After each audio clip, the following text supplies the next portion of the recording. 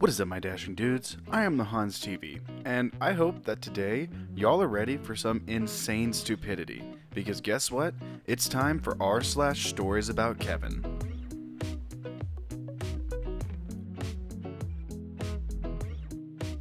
Kevin, a server at the restaurant I work at, apparently stole a customer's credit card info while checking them out. He then goes on a shopping spree with it, spending close to $7,000 in a matter of a few days. He wasn't just using it for online purchases, but somehow even used it at places like jewelry stores, where there are no shortage of surveillance cameras. I don't know how he thought he could get away with any of that. What truly makes this a Kevin story, though, is how they busted him. Once the owner of the card notified authorities, the cops went to one of the jewelry stores where he bought a $600 gold necklace, and had to call Kevin back to get him for some reason. Not sure how they convinced him to return, but he did. Sure enough, he walked right back into the store with the police just waiting to arrest him. Last I checked, he's being charged with around 7 felonies and had priors. I doubt he will see the outside of a cell for a long time. I swear to you, these people just get dumber every time I come back to this subreddit. Our next post comes from Prometheus830, Covina in all of my classes. I had a Covina in my classes. All of them. So she was a dumb, blonde, stereotypical cheerleader with less than 2 brain cells. Now this girl had almost no common sense. So in 6th and 7th grade, I had Covina in all my classes, and boy did experience some dumb crap. I have a few examples now. I also had all pre-AP classes. That means I was learning things a year ahead of my grade, and Covina somehow got into all of those classes. Number 1. In 7th grade in art class, we were doing a project on Color Wheel, where you made all of the colors, tints, and shades. So I'm just doing some, and I look over at Covina, and she is mixing red and purple. The part of the project we were working on did not need the color red-purple. So I asked, "What are you doing?" She said, "I need blue, so I'm putting red in purple." This girl thought you could make primary colors. The entire class spent about 15 minutes trying to explain primary colors can't be made. Number 2. This one was in social studies. We were learning world geography about continents and countries, and the teacher asks if anyone has been to or lived in another country outside of the state. I raised my hand.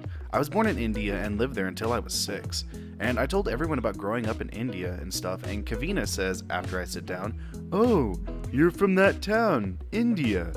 I look back at her in complete shock. It took me like 10 minutes to compute that, so I told her India is a country. She responds with, "No, it's not. 2 countries can't overlap."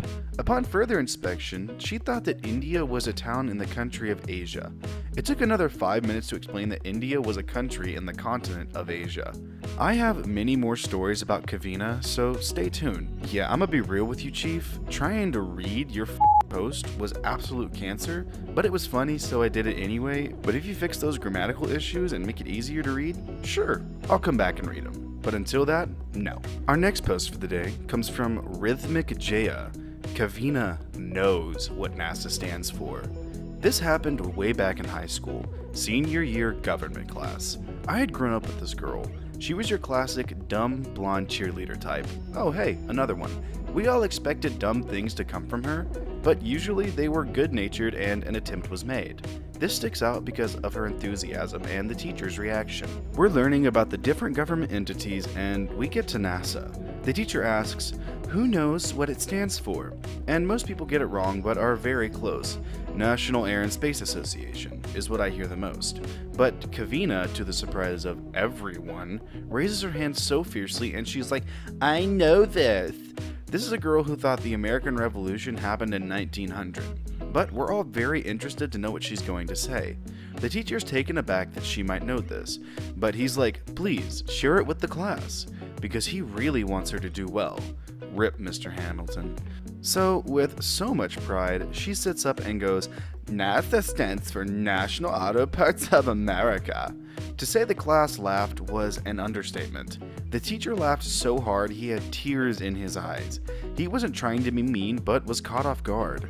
She rolled with it because her making dumb statements was the norm. This has stuck with me for almost 20 years and still makes me smile. I seriously feel like these stories are gonna give me an aneurysm. National Auto Parts of America? That's NAPA, that's not even NASA, what the f***? Our final post for the day comes from TechNoBoob. Covina at work. This was years ago. I work at a doctor's office and was sitting next to one of the girls, just gossiping with her, when my eyes drifted to her typing. She kept backspacing because she would keep typing in caps. I said something jokingly like, "Oh, your pinky is holding that shift down too long," and she looked at me so puzzled. "Shift key?" I said, "Yeah, the key to make a capital letter." I pointed to the key on the keyboard. Deer in the headlights at me. I told her to type something and let me watch. She hit caps lock and then hit it again to turn it off for every single capital letter. I gave her a deer in the headlights look back. I showed her how I typed and how much easier and faster it is to use the shift key, and she got irate. She still types with her caps lock on to this day. No. As someone who is proficient with computers and typing, no. Do not use your caps lock as your shift key. No. Well, alright my dashing dudes, that is going to do it for today's episode of r/StoriesAboutKevin. If you like the stories, I'll link them down in the description as always. And if you like the video, feel free to drop a sub, a like, and a comment down below with what you'd like to see me read next. A huge thank you to everyone who has subscribed in the past few months. I really thank you all so much. It makes me feel so good to know that y'all are liking what I am putting out. But with that being said, I will see you in the next video.